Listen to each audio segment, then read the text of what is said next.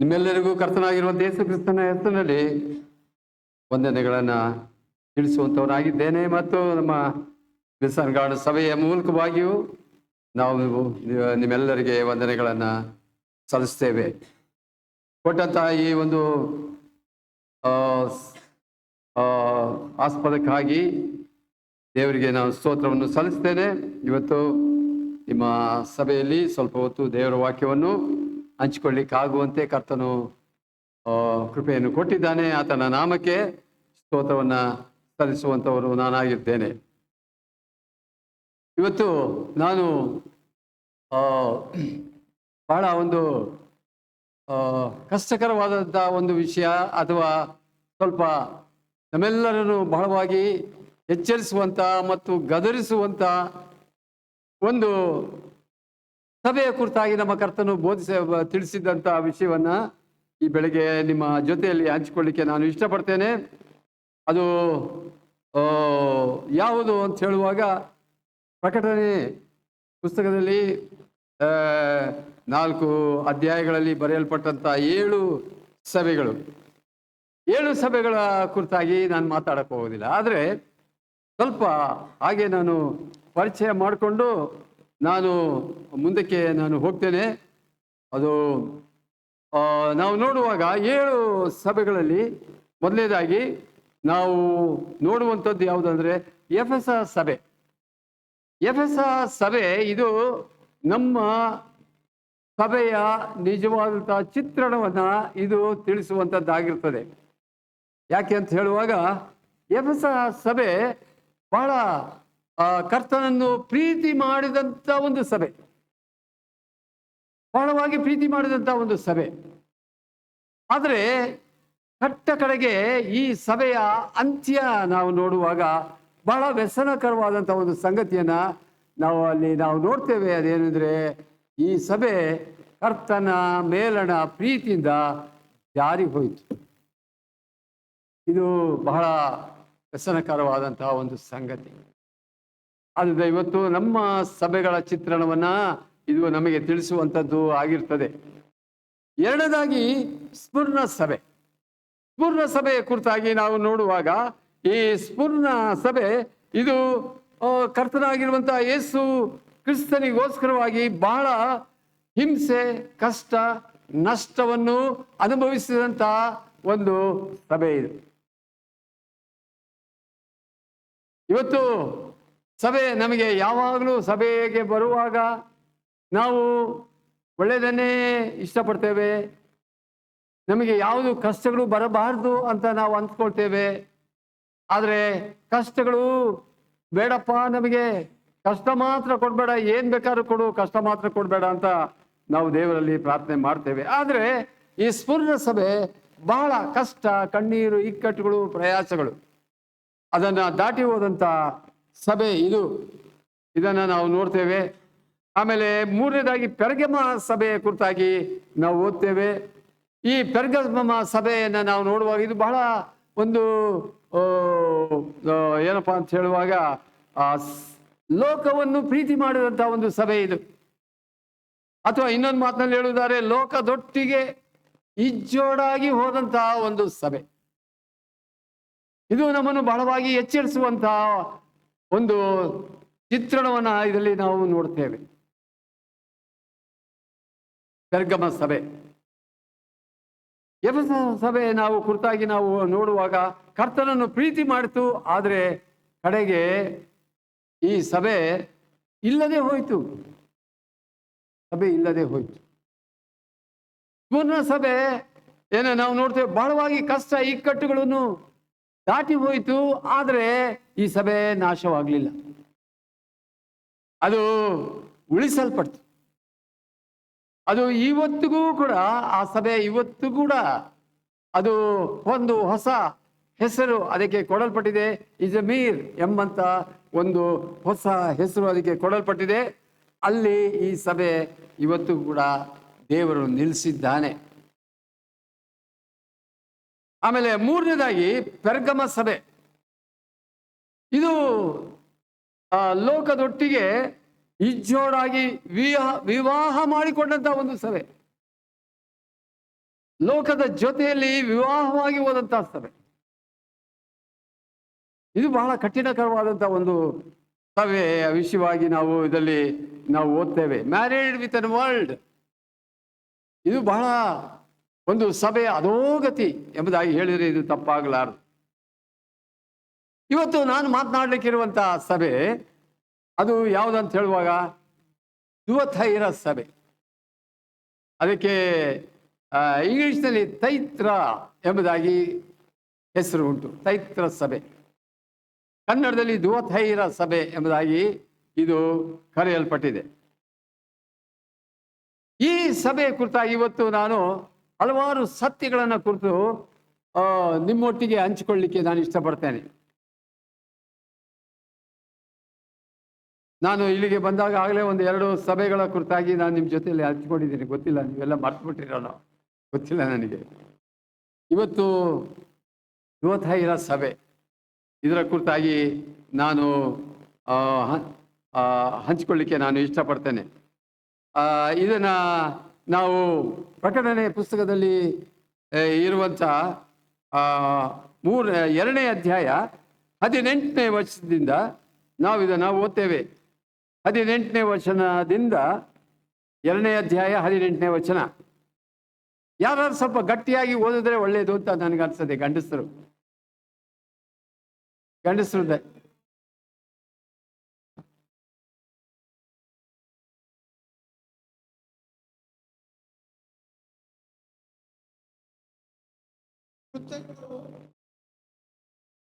ನಿನ್ನ ಕೃತ್ಯಗಳನ್ನು, ನಿನ್ನ ಪ್ರೀತಿಯನ್ನು, ನಂಬಿಕೆಯನ್ನು, ಪರೋಪಕಾರವನ್ನು, ತಾಳ್ಮೆಯನ್ನು ಬಲ್ಲೆನು. ಇದಲ್ಲದೆ ನಿನ್ನ ಕಡೇ ಕೃತ್ಯಗಳು ನಿನ್ನ ಮೊದಲಿನ ಕೃತ್ಯಗಳಿಗಿಂತ ಹೆಚ್ಚಾದವುಗಳೆಂದು ಬಲ್ಲೆನು. ಆದರೆ ನಿನ್ನ ಮೇಲೆ ಒಂದು ತಪ್ಪು ಹೊರಿಸಬೇಕಾಗುತ್ತದೆ. ಅದೇನೆಂದರೆ, ಯಜಬೇಲೆಂಬ ಆ ಹೆಂಗಸು ತನ್ನನ್ನು ಪ್ರವಾದಿನಿ ಎಂದು ಹೇಳಿಕೊಂಡು ಜಾರತ್ವ ಮಾಡಬಹುದೆಂದು, ವಿಗ್ರಹಗಳಿಗೆ ನೈವೇದ್ಯ ಮಾಡಿದ ಪದಾರ್ಥಗಳನ್ನು ತಿನ್ನಬಹುದೆಂದು ನನ್ನ ದಾಸರಿಗೆ ಬೋಧಿಸುತ್ತಾ ಅವರನ್ನು ತಪ್ಪಾದ ಮಾರ್ಗದಲ್ಲಿ ಸೇರಿಸುತ್ತಿರುವಲ್ಲಿ ನೀನು ಅವಳನ್ನು ತಡೆಯದೆ ಬಿಟ್ಟಿರುವುದೇ? ದೇವರ ಕಡೆಗೆ ತಿರುಗಿಕೊಳ್ಳುವುದಕ್ಕೆ ನಾನು ಅವಳಿಗೆ ಸಮಯವನ್ನು ಕೊಟ್ಟೆನು. ಆದರೆ ದೇವರ ಕಡೆಗೆ ತಿರುಗಿಕೊಂಡು ತನ್ನ ಜಾರತ್ವವನ್ನು ಬಿಟ್ಟು ಬಿಡುವುದಕ್ಕೆ ಅವಳಿಗೆ ಇಷ್ಟವಿಲ್ಲ. ಇಗೋ ಅವಳು ಹಾಸಿಗೆ ಮೇಲೆ ಬಿದ್ದುಕೊಂಡಿರುವಂತೆ ಮಾಡುವೆನು. ಮತ್ತು ಅವಳೊಂದಿಗೆ ವ್ಯಭಿಚಾರ ಮಾಡುವವರು ತಮ್ಮ ಮನಸ್ಸನ್ನು ದೇವರ ಕಡೆಗೆ ತಿರುಗಿಸಿಕೊಂಡು ಅವಳ ಕೃತ್ಯಗಳನ್ನು ಬಿಟ್ಟು ಬಿಡದೆ ಹೋದರೆ ಮಹಾ ಸಂಕಟದಲ್ಲಿ ಬೀಳುವಂತೆ ಮಾಡುವೆನು. ಅವಳ ಮಕ್ಕಳನ್ನು ಕೊಂದೇ ಕೊಲ್ಲುವೆನು. ಆಗ ನಾನು ಮನುಷ್ಯರ ಅಂತರಿಂದ್ರಿಯವನ್ನು, ಹೃದಯವನ್ನು ಪರೀಕ್ಷಿಸುವವನಾಗಿದ್ದೇನೆಂಬುದು ಎಲ್ಲಾ ಸಭೆಗಳಿಗೆ ಗೊತ್ತಾಗುವುದು. ನಿಮ್ಮಲ್ಲಿ ಪ್ರತಿಯೊಬ್ಬನಿಗೆ ಅವನವನ ಕೃತ್ಯಗಳಿಗೆ ತಕ್ಕ ಹಾಗೆ ಪ್ರತಿಫಲ ಕೊಡುವೆನು. ಆದರೆ ತುವತೈರದಲ್ಲಿರುವ ಉಳಿದವರಿಗೆ, ಅಂದರೆ ಅಗಾಧ ಬೋಧೆ ಎಂದು ಹೇಳಿಸಿಕೊಂಡಿರುವ ಸೈತಾನನಿಂದ ಪ್ರೇರಿತವಾದ ದುರ್ಬೋಧನೆಯನ್ನು ನಿಮ್ಮಲ್ಲಿ ಯಾರು ತಿಳಿಯದೆಯೂ ಅವಲಂಬಿಸದೆಯೂ ಇರುತ್ತಾರೋ ಅವರಿಗೆ ಹೇಳುವುದೇನೆಂದರೆ, ನಿಮಗಿರುವುದನ್ನು ನಾನು ಬರುವ ತನಕ ಬಿಗಿಯಾಗಿ ಹಿಡಿದುಕೊಂಡಿರಬೇಕೆಂಬ ಅಪ್ಪಣೆಯನ್ನೇ ಹೊರತು ಮತ್ತೊಂದು ಭಾರವನ್ನು ನಿಮ್ಮ ಮೇಲೆ ಹಾಕುವುದಿಲ್ಲವೆಂಬುದೇ. ಯಾವನು ಜಯಶಾಲಿಯಾಗಿದ್ದು ನನಗೆ ಮೆಚ್ಚುಗೆಯಾದ ಕೃತ್ಯಗಳನ್ನು ಕಡೆಯವರೆಗೂ ನಡೆಸುತ್ತಾನೋ ಅವನಿಗೆ ನಾನು ನನ್ನ ತಂದೆಯಿಂದ ಹೊಂದಿದ ಅಧಿಕಾರದಂತೆ ಜನಾಂಗಗಳ ಮೇಲೆ ಅಧಿಕಾರವನ್ನು ಕೊಡುವೆನು. ಅವನು ಕಬ್ಬಿಣದ ಕೋಲಿನಿಂದ ಅವರನ್ನು ಆಳುವನು. ಮಣ್ಣಿನ ಮಡಕೆಗಳು ಒಡೆಯುವಂತೆ ಅವರ ಬಲ ಮುರಿದು ಹೋಗುವುದು. ಇದಲ್ಲದೆ ಉದಯ ಸೂಚಕ ನಕ್ಷತ್ರವನ್ನು ಅವನಿಗೆ ಕೊಡುವೆನು. ದೇವರಾತ್ಮನು ಸಭೆಗಳಿಗೆ ಹೇಳುವುದನ್ನು ಕಿವಿಗಳನ್ನು ಕೇಳಲಿ ಎಂಬುವಂಥದ್ದೇ. ದೇವರು ಈ ವಾಕ್ಯ ಭಾಗವನ್ನು ನಮ್ಮೆಲ್ಲರಿಗೆ ಬೆಳಿಗ್ಗೆ ಹೇರಳವಾಗಿ ಆಶ್ವಸಿಕೊಡಲಿ. ಈ ದುವಥೈರ ಸಭೆ ನಾನು ಆಗಲೇ ಹೇಳಿದ ಹಾಗೆ ನಮ್ಮ ಸಭೆಯ ನಿಜವಾದಂಥ ಸಂಗತಿಗಳನ್ನು, ಚಿತ್ರಣವನ್ನು ಇದು ನಮಗೆ ತೋರಿಸುವಂಥದ್ದಾಗಿರ್ತದೆ. ಇನ್ನೊಂದು ಮಾತಿನಲ್ಲಿ ಹೇಳುವುದಾದರೆ, ಇದು ನಾವು ಸಾಮಾನ್ಯವಾಗಿ ಕನ್ನಡಿಯ ಮುಂದೆ ಒಂದು ದಿವಸಕ್ಕೆ ಕಡೆಯ ಪಕ್ಷ 2-3 ಸಾರಿ ಆದರೂ ಕನ್ನಡಿಯ ಮುಂದೆ ಹೋಗ್ತೇವೆ. ನಮ್ಮ ಮುಖವನ್ನು ನಾವು ನೋಡ್ಕೊಳ್ತೇವೆ, ನಮ್ಮ ತಲೆಗಳನ್ನು ನಾವು ನೋಡ್ಕೊಳ್ತೇವೆ. ನಾವು ಚೆನ್ನಾಗಿ ಕಾಣಿಸ್ಕೊಳ್ಬೇಕೆಂಬುದಾಗಿ ನಾವು ಆಗಾಗ ನಮ್ಮ ನಮ್ಮ ರೂಪವನ್ನು ನಾವು ಕನ್ನಡಿಯಲ್ಲಿ ನಾವು ನೋಡ್ಕೊಳ್ತೇವೆ. ಅದೇ ಪ್ರಕಾರವಾಗಿ ಈ 7 ಸಭೆಗಳು ಕೂಡ ನಮ್ಮ ಸಭೆಯ ನಿಜವಾದಂಥ ಚಿತ್ರಣವನ್ನ, ನಿಜವಾದ ಸಂಗತಿಗಳನ್ನ, ನಿಜವಾದಂಥ ಒಂದು ಏನಪ್ಪಾ ಅಂದ್ರೆ ಸತ್ಯ ಸಂಗತಿಯನ್ನ ಇದು ನಮಗೆ ಬಿಚ್ಚಿ ತೋರಿಸುವಂತ ವಿಷಯಗಳನ್ನು 7 ಸಭೆಗಳಲ್ಲಿ ನಾವು ಓದ್ತೇವೆ. ಅದರಲ್ಲಿ ಇವತ್ತು ನಾವು ತುವತೈರ ಸಭೆಯ ಕುರಿತಾಗಿ ನಾನು ನಿಮ್ಮ ಜೊತೆಯಲ್ಲಿ ಹಂಚ್ಕೊಳ್ಳಿಕ್ಕೆ ನಾನು ಇಷ್ಟಪಡ್ತೇನೆ. ನೋಡಿ, ಈ ತುವತೈರ ಸಭೆಗೆ ನಮ್ಮ ಕರ್ತನಾಗಿರುವಂಥ ಯೇಸು ಕ್ರಿಸ್ತನು ಯಾವ ರೀತಿಯಲ್ಲಿ ತನ್ನನ್ನು ಪ್ರಕಟ ಮಾಡಿಕೊಂಡ, ಬಹಳ ಭಯಂಕರವಾದ ರೀತಿಯಲ್ಲಿ ಆತನು ತನ್ನನ್ನು ತೋರಿಸಿಕೊಂಡ, ಪ್ರಕಟ ಮಾಡಿಕೊಂಡ. ನಾವು ಎಷ್ಟೋ ಸಾರಿ ನಾವು ತಿಳ್ಕೊಳ್ತೇವೋ, ನಾವೆಲ್ಲ ಬಹಳ ಚೆನ್ನಾಗಿದ್ದೇವೆ, ನಮ್ಮ ಸಭೆ ಬಹಳ ಚಂದವಾಗಿ ಹೋಗ್ತಾ ಇದೆ, ನಮ್ಮ ಸಭೆಯಲ್ಲಿ ಯಾವುದೂ ಕೊರತೆ ಇಲ್ಲ, ಎಲ್ಲ ಕಾರ್ಯಗಳು ಚಟುವಟಿಕೆಗಳೆಲ್ಲ ಚಂದವಾಗಿ ನಡೀತದೆ ಅಂತ ನಾವು ತಿಳ್ಕೊಳ್ತೇವೆ ಅಷ್ಟೇ. ಆದರೆ ನಮ್ಮ ಕರ್ತನು ಆಳವಾದಂಥ ರೀತಿಯಲ್ಲಿ ಎಲ್ಲವನ್ನು ನೋಡುವಂಥವನಾಗಿದ್ದಾನೆ, ಗ್ರಹಿಸಿಕೊಳ್ಳುವಂಥವನು ಆತನು ಆಗಿರುತ್ತಾನೆ. ನಮ್ಮ ಕರ್ತನ ಮುಂದೆ ಯಾವುದೇ ವಿಧವಾದಂಥ ಒಂದು ಪ್ರಿಟೆಂಡ್ ಆತನು ಇಷ್ಟಪಡೋದಿಲ್ಲ. ಈ ಪ್ರಿಟೆಂಡ್ ಮಾಡುವಂಥದ್ದು ಅಂದ್ರೆ ನಾವೇನು ಆಗಿಲ್ವೋ ಅದನ್ನು ನಾವು ತೋರಿಸ್ಕೊಳ್ಳುವಂಥದ್ದೇ, ಅದೇ ಪ್ರಿಟೆಂಡ್ ಮಾಡುವಂಥದ್ದು. ನಾವು ಸಾಮಾನ್ಯವಾಗಿ ನಾವು ಕೆಟ್ಟವರಾಗಿದ್ರೂ ಕೂಡ ನಾವು ಒಳ್ಳೆಯವರ ಹಾಗೆಯೇ ಪ್ರಿಟೆಂಡ್ ಮಾಡ್ತೇವೆ. ನೋಡಿ, ಈ ಸಭೆಗಳ ಚಿತ್ರಣ ಅದೇ ನಮಗೆ ಕೊಡುವಂಥದ್ದಾಗಿದೆ. ನಾವೇನಾಗಿದ್ದೇವೋ ಅದನ್ನು ಯಥಾರ್ಥವಾಗಿ ಈ ಸಭೆ 7 ಸಭೆಗಳು ನಮಗೆ ತಿಳಿಸುವಂಥದ್ದಾಗಿದೆ. ಇನ್ನೊಂದು ಮಾತಿನಲ್ಲಿ ಹೇಳುವುದಾದ್ರೆ, ಈ 7 ಸಭೆಗಳು ಪ್ರಪಂಚದಲ್ಲಿರುವಂತಹ ಎಲ್ಲ ಸಭೆಗಳ ಚಿತ್ರಣವನ್ನ ನಾವು ಈ 7 ಸಭೆಗಳಲ್ಲಿ ನಾವು ನೋಡ್ತೀವಿ. ಪ್ರಪಂಚದಲ್ಲಿ ಇವತ್ತು ಸುಮಾರು ಸಾವಿರಾರು ಸಭೆಗಳಿದೆ. ಆದರೆ ಈ 7 ಸಭೆಗಳು ಪ್ರಪಂಚದಲ್ಲಿರುವಂಥ ಎಲ್ಲ ಸಭೆಗಳ ನಿಜವಾದಂಥ ಚಿತ್ರಣವನ್ನ ಇದು ನಮಗೆ ಪ್ರಕಟ ಮಾಡುವಂಥದ್ದಾಗಿರ್ತದೆ. ಆದ್ರಿಂದ ನಾನು ನೆನೆಸ್ತೇನೆ, ನೀವು ಪ್ರತಿ ದಿವಸ ಸತ್ಯವೇದ ಓದುವಾಗ ಈ 7 ಸಭೆಗಳ ಕುರಿತಾಗಿ ನೀವು ಓದಕ್ಕಾಗೋದಿಲ್ಲ, ಆದರೆ ಒಂದೊಂದು ವಚನಗಳನ್ನ ತಕ್ಕೊಂಡು ಓದಿ ನೀವು ಧ್ಯಾನ ಮಾಡುವುದಾದರೆ ಖಂಡಿತವಾಗಿಯೂ ನೀವು ಬಹಳವಾಗಿ ದೇವರ ವಾಕ್ಯದಿಂದ ಬಲ ಹೊಂದುವಂಥವರು ನೀವು ಆಗಿರ್ತೀರಿ. ಇಲ್ಲಿ ಯಾವ ವಿಧವಾದಂಥ ಸಂದೇಹ ಇಲ್ಲ. ಇಲ್ಲಿ ನನ್ನ ಮಾತುಗಳನ್ನು ಮುಂದುವರಿಸ್ತೇನೆ. ಏನಂತ ಹೇಳುವಾಗ ಇಲ್ಲಿ ತುವತೈರ ಸಭೆ, ಈ ಸಭೆಗೆ ಕರ್ತನು ಯಾವ ರೀತಿಯಲ್ಲಿ ತನ್ನನ್ನು ಕಾಣಿಸಿಕೊಳ್ತಾನೆ ನೋಡ್ರಿ. 18ನೇ ವಚನ, ತುವತೈರ ಸಭೆಯ ದೂತನಿಗೆ ಬರೆ, ಬೆಂಕಿಯ ಉರಿಯಂತಿರುವಂತ ಕಣ್ಣುಗಳು, ಬೆಂಕಿಯ ಉರಿಯಂತಿರುವ ಯೇಸು ಸ್ವಾಮಿ ಭೂಲೋಕದಿಂದಾಗ ಆತನ ಕಣ್ಣುಗಳು ಹೇಗಿತ್ತು? ಖಂಡಿತವಾಗಿ ಬೆಂಕಿ ಉರಿಯಂತ ಇರಲಿಲ್ಲ. ಮತ್ತೆ ಹೇಗಿತ್ತು ಆತನ ಕಣ್ಣುಗಳು? ಹೇಗಿತ್ತು? ಬಹಳ ಕೋಮಲವಾಗಿತ್ತು ಆತನ ಕಣ್ಣುಗಳು, ಬಹಳ ಕೋಮಲ. ನಮ್ಮ ಕರ್ತನು ಈ ಭೂಲೋಕದಲ್ಲಿ ಇದ್ದಾಗ ಅಲ್ವೇ? ಆದರೆ ಇವಾಗ ಆ ರೀತಿ ಇಲ್ಲ. ಈಗ ಕರ್ತನು, ಈಗ ಆತನ ಎಲ್ಲ ಸಂಗತಿಗಳು ಏನಪ್ಪಾ ಅಂತ ಹೇಳುವಾಗ ಪ್ರತಿಯೊಂದೊಂದು ಸಭೆಯ ಆಂತರ್ಯವನ್ನು ನೋಡುವಂತಹ ಕರ್ತನು. ಆತನ ಕಣ್ಣುಗಳಿಗೆ ಮರೆಯಾದಂಥದ್ದು ಯಾವುದೂ ಇಲ್ಲ. ನಮ್ಮ ಸಭೆಯಲ್ಲಿ ಇರುವಂತಹ ಪ್ರತಿಯೊಬ್ಬ ಒಂದು 100 ಜನ ಇದ್ರೆ ಆ 100 ಜನರ ನಿಜವಾದಂತಹ ನಡವಳಿಕೆಗಳು, ಅವರ ಹೃದಯ, ಅವರ ಮನಸ್ಸು ಎಲ್ಲವನ್ನು ಇದು ಎತ್ತಿ ತೋರಿಸುವಂಥದ್ದು ಆಗಿರುವಂತಹ ಸಭೆಗಳ ಕುರಿತು ಇಲ್ಲಿ ಬರೆಯಲ್ಪಟ್ಟಿರುತ್ತದೆ. ಬಹಳ ಗಂಭೀರವಾದಂತಹ ಒಂದು ವಿಷಯ. ನಮ್ಮ ಕರ್ತನು ಹೇಗೆ ಈ ಸಭೆಗೆ ತೋರಿಸ್ಕೊಳ್ತಾನೆ ಅಂತ ಹೇಳುವಾಗ, ಬೆಂಕಿಯ ಉರಿಯಂತಿರುವ ಕಣ್ಣುಗಳು. ನಮ್ಮ ಕರ್ತನು ಈ ಬೆಂಕಿಯಂತೆ ಉರಿಯುವಂಥ ಕಣ್ಣುಗಳು ಅಂತ ಹೇಳುವಾಗ ಅದರ ಅರ್ಥವೇನು?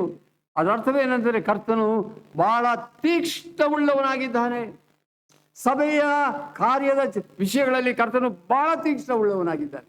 ಎಷ್ಟೋ ಸಾರಿ ನಾವು ಪ್ರೀತಿ ಪ್ರೀತಿ ಪ್ರೀತಿ ಅಂತ ದೇವರನ್ನು ಕೊಂಡಾಡ್ತೇವೆ, ಒಳ್ಳೆಯದು, ಅಲ್ಲಿ ಯಾವುದೋ ಅಂತ ತಪ್ಪಿಲ್ಲ. ಆದರೆ ನಮ್ಮಲ್ಲಿರುವಂಥ ಅಧೋಗತಿಗಳನ್ನು ನಾವು ಮರೆತು ಬಿಡ್ತೇವೆ. ನಮ್ಮಲ್ಲಿರುವಂಥ ಪಾಪಗಳನ್ನು ನಾವು ಮರೆತು ಬಿಡ್ತೇವೆ. ನಮ್ಮಲ್ಲಿರುವಂಥ ಗುಪ್ತ ಸಂಗತಿಗಳನ್ನು ನಾವು ಮರೆತು ಬಿಡ್ತೇವೆ. ಆದರೆ ಹೊರಗಡೆ ಬೇರೊಂದು ರೀತಿಯಲ್ಲಿ ನಮ್ಮನ್ನು ಕಾಣಿಸಿಕೊಳ್ಳುವುದಕ್ಕೆ ನಾವು ಪ್ರಯತ್ನ ಮಾಡ್ತೇವೆ. ಆದರೆ ಕರ್ತನು ನಮ್ಮ ಆಂತರ್ಯವನ್ನೇ ನೋಡ್ತಾನೆ, ನಮ್ಮ ಹೃದಯವನ್ನೇ ಆತನು ನೋಡ್ತಾನೆ ಅಲ್ವೇ. ಒಂದು ಮಾತು ದೇವರ ವಾಕ್ಯದಲ್ಲಿ ಹೀಗೆ ಹೇಳ್ತದೆ, ಏನಂದ್ರೆ ದೇವರು ಎಲ್ಲರ ಹಾಗೆ ಹೊರಗಿನ ತೋರಿಕೆಯನ್ನು ನೋಡುವಂಥವನಲ್ಲ ಅಲ್ವೇ. ಎಲ್ಲಿ ಓದ್ತೇವೆ ಈ ಭಾಗನ? ಸಮ್ಮೇಳನ ಪುಸ್ತಕ, ವೆರಿ ಗುಡ್. ಸಮ್ಮೇಳನ ಪುಸ್ತಕದಲ್ಲಿ ನಾವು ಓದ್ತೇವೆ ಅಲ್ವೇ. ಎಲ್ಲರ ಹಾಗೆ ಹೊರಗಿನ ತೋರಿಕೆಯನ್ನು ದೇವರು ನೋಡ್ದಿಲ್ಲ, ದೇವರು ಆಂತರ್ಯವನ್ನೇ ನೋಡ್ತಾರೆ. ಇದು ಬಹಳ ಬಹಳ ಒಂದು ರೀತಿಯಲ್ಲಿ ಕರ್ತನ ಕಣ್ಣುಗಳು ಎಂಥ ಕಣ್ಣುಗಳು ಅಂತ ಹೇಳುವಾಗ, ಬೆಂಕಿ ಉರಿಯಂತಿರುವಂಥ ಕಣ್ಣುಗಳು. ಹಬ್ಬ, ಬಹಳ ಸೂಕ್ಷ್ಮವಾದಂಥ ಕಣ್ಣುಗಳು, ಬಹಳ ಸೂಕ್ಷ್ಮವಾದಂಥ ಕಣ್ಣುಗಳು. ಆತನ ಕಣ್ಣಿಗೆ ಸಭೆಯಲ್ಲಿ ನಡೆಯುವಂಥ ಸಂಗತಿಗಳು ಯಾವುದೂ ಮರೆಯಾಗಿಲ್ಲ. ಒಬ್ಬ ಆರ್ಡಿನರಿ ಒಬ್ಬ ಬಿಲೀವರ್ನ ಹೃದಯ ಹೇಗೆ ಅಂತ ಕರ್ತನಿಗೆ ಗೊತ್ತುಂಟು. ಅದೇ ಸಂದರ್ಭದಲ್ಲಿ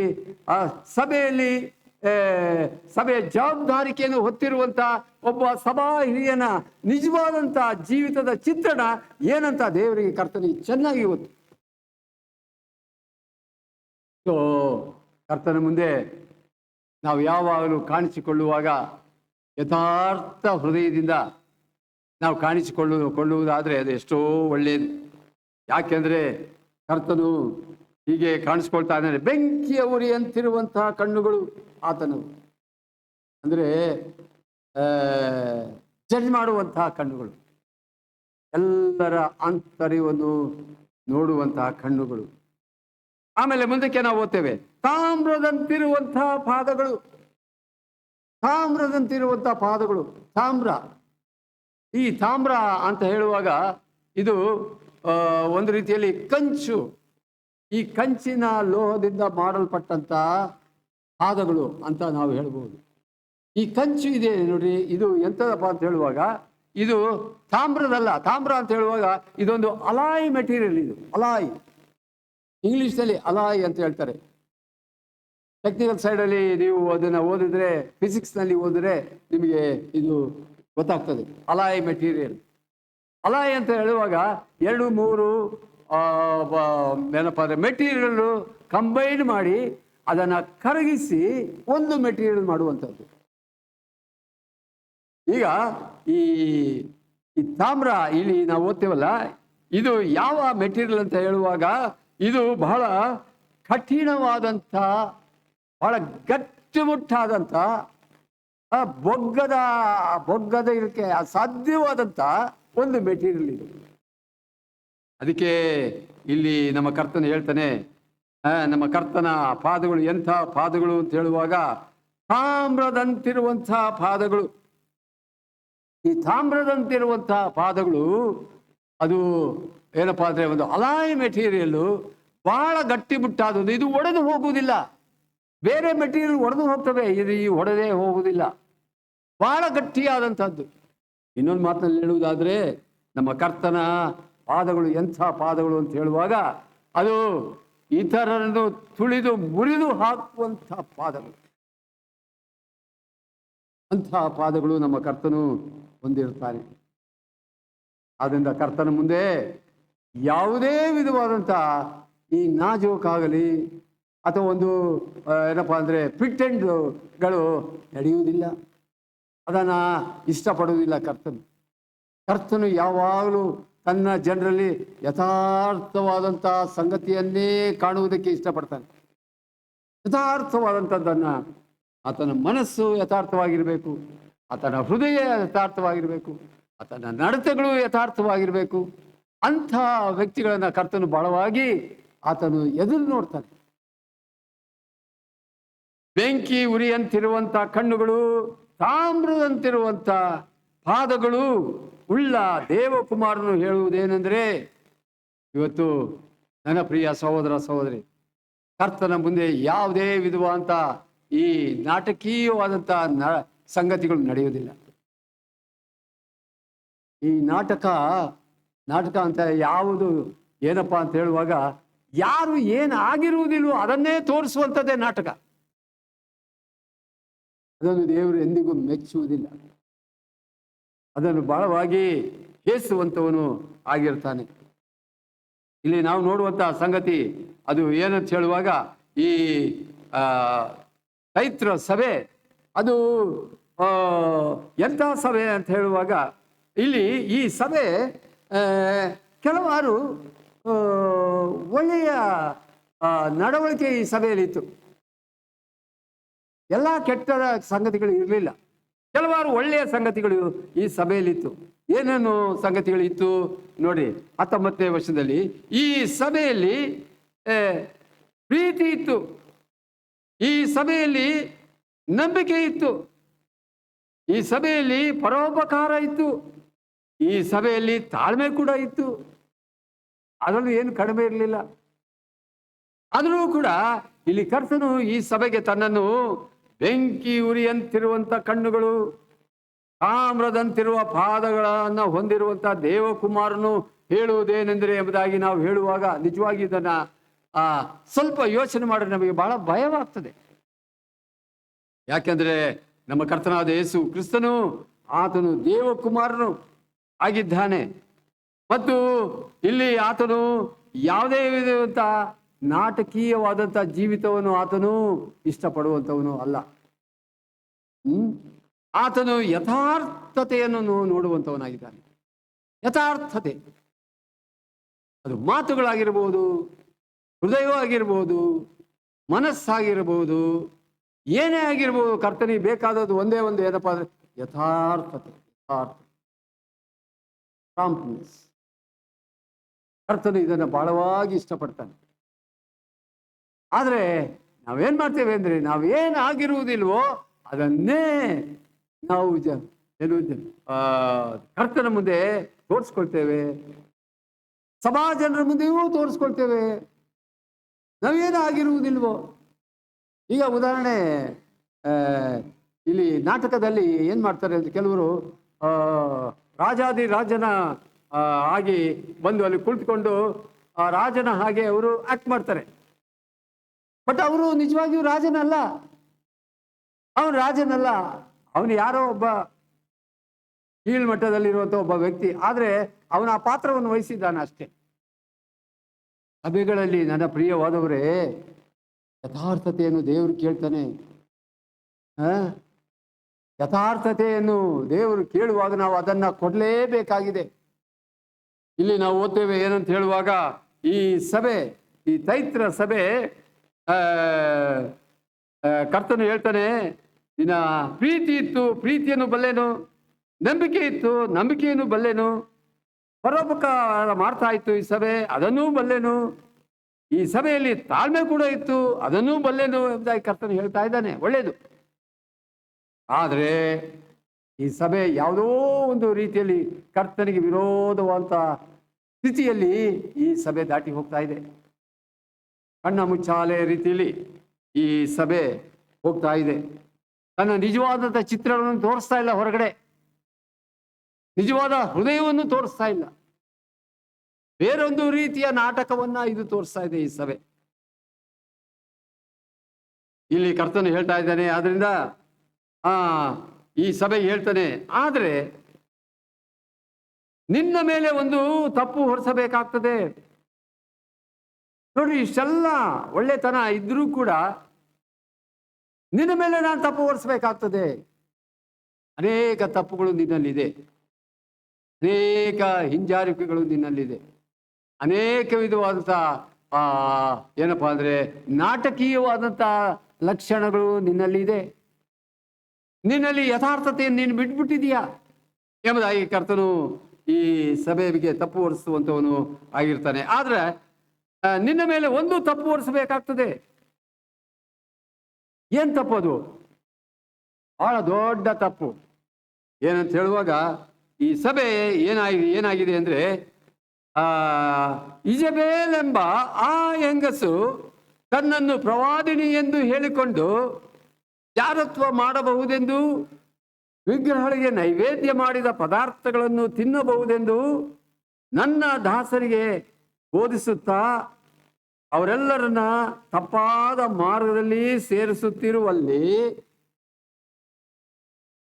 ಈ 7 ಸಭೆಗಳನ್ನ ಕರ್ತನು ಅವ್ರ ಜೊತೆಯಲ್ಲಿ ಸಭೆಗಳಿಗೆ ಮಾತನಾಡುವಾಗ ಯಾರಿಗೆ ಮಾತಾಡ್ತಾನೆ ಅಂದ್ರೆ ಸಭೆಯ ಹಿರಿಯರಿಗೆ ಮಾತಾಡ್ತಾನೆ, ಸಭೆಯ ನಾಯಕರಿಗೆ ಆತನು ಮಾತಾಡ್ತಾನೆ. ನೋಡ್ರಿ, ಇಲ್ಲಿ ನಾವು ಇದನ್ನ ಮೊದಲೇ ಯೋಹಾನ್ ಬರೆದ ಪ್ರಕಟಣೆಯಲ್ಲಿ ನಾವು ನೋಡ್ತೇವಲ್ಲ, ಏನಂತ ಹೇಳುವಾಗ 7 ನಕ್ಷತ್ರಗಳ ಕುರಿತಾಗಿ ಇಲ್ಲಿ ನಾವು ಓದ್ತೇವೆ. 7 ನಕ್ಷತ್ರಗಳು. ಆ 7 ನಕ್ಷತ್ರಗಳು ಯಾವುದು ಅಂತ ಹೇಳುವಾಗ ಆ ಸಭೆಯ ದೂತರು, ಆ ಸಭೆಯನ್ನು ನಡೆಸುವಂತ ಹಿರಿಯರು, ಅವರಿಗೆ ನಕ್ಷತ್ರಗಳು ಎಂಬುದಾಗಿ ಕರ್ತನು ಒಂದು ಟೈಟಲ್ನ ಕೊಟ್ಟಿದ್ದಾನೆ. ಒಳ್ಳೆಯದು, ಬಹಳ ಚಂದವಾದಂಥದ್ದು, ಒಳ್ಳೆಯದು. ಆದರೆ ಇಲ್ಲಿ ಕರ್ತನು ಏನು ಹೇಳ್ತಾ ಇದ್ದಾನೆ ಅಂದ್ರೆ, ನಿನ್ನ ಮೇಲೆ ಒಂದು ತಪ್ಪು ಹೊರಿಸಬೇಕಾಗ್ತದೆ. ಇದು ಅಂತಿಂತ ತಪ್ಪಲ್ಲ, ಇದೊಂದು ಸಣ್ಣ ತಪ್ಪು ಕೂಡ ಅಲ್ಲ, ನಿಜವಾಗಿ ಇದು ದೊಡ್ಡ ತಪ್ಪು. ಇದ್ರ ಮೇಲೆ ಹೊರಿಸ್ತಾ ಇದ್ದಾನೆ ಕರ್ತನು. ಏನಂದ್ರೆ, ಇಜಬೇಲ್ ಎಂಬ ಆ ಹೆಂಗಸು ತನ್ನನ್ನು ಪ್ರವಾದಿನಿ ಎಂದು ಹೇಳಿಕೊಂಡು ಜಾರತ್ವ ಮಾಡಬಹುದೆಂದು, ವಿಗ್ರಹಗಳಿಗೆ ನೈವೇದ್ಯ ಮಾಡಿದ ಪದಾರ್ಥಗಳನ್ನು ತಿನ್ನಬಹುದೆಂದು ನನ್ನ ದಾಸರಿಗೆ ಬೋಧಿಸುತ್ತಾ ಅವರನ್ನು ತಪ್ಪಾದ ಮಾರ್ಗದಲ್ಲಿ ಸೇರಿಸುತ್ತಿರುವಲ್ಲಿ ಅವಳನ್ನು ನೀನು ತಡೆಯದೇ ಬಿಟ್ಟಿರುವುದೇ. ಇದು ಅಂತಿಂತ ತಪ್ಪಲ್ಲ, ಇದೊಂದು ಸಣ್ಣ ತಪ್ಪಲ್ಲ, ಬಹಳ ದೊಡ್ಡ ತಪ್ಪು, ಬಹಳ ದೊಡ್ಡ ತಪ್ಪು. ಎಂಥ ದೊಡ್ಡ ತಪ್ಪು ಇದು ಅಂತ ನಾವು ನೋಡುವಾಗ, ನೋಡಿ ಇಲ್ಲಿ ಇಜಬೇಲನ ಕುರಿತು ಇಲ್ಲಿ ಮಾತಾಡ್ತಾನೆ. ಇಜಬೇಲಳು ಆಕ್ಚುಲಾಗಿ ಎಲ್ಲಿ ಬರ್ತಾಳೆ, ಯಾವ ಸಂದರ್ಭದಲ್ಲಿ, ಯಾವ ಪರಿಸ್ಥಿತಿಯಲ್ಲಿ ಆಕೆ ಬರ್ತಾಳೆ? 2 ವರ್ಷಗಳು ಅಂತ ಕಾಣಿಸ್ತದೆ, ಐ ಥಿಂಕ್ 2 ವರ್ಷಗಳ ಪುಸ್ತಕ. ಅಲ್ಲಿ ನೋಡ್ರಿ,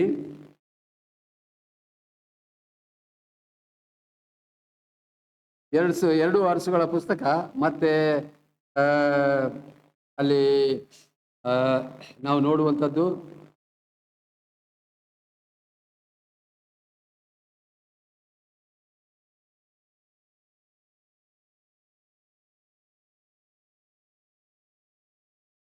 ಎರಡು ವರ್ಷಗಳು.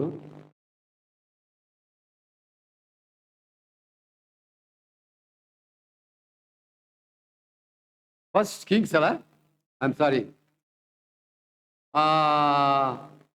1 ಅರಸುಗಳು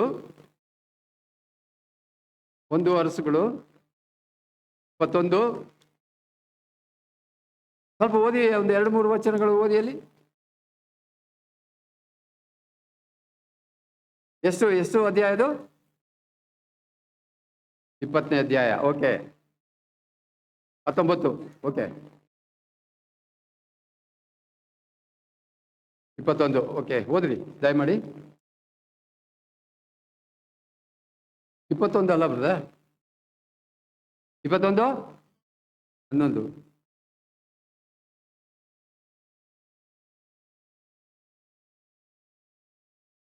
ಅದಲ್ಲ ಬ್ರದರ್, ಐಮ್ ಸಾರಿ, ಅದಲ್ಲ.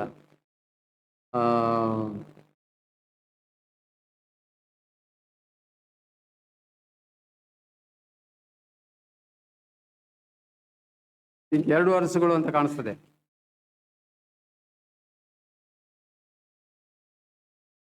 ಎಷ್ಟು?